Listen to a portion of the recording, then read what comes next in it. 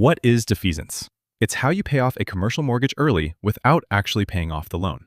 Many triple net loans, especially the ones bundled into bonds, don't let you simply prepay. Instead, you defease. You replace the property as collateral with a portfolio of government securities.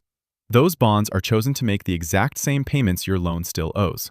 The lender keeps getting paid on schedule, so their yield is protected. In return, the lien is released and your property is now free and clear. The catch is cost.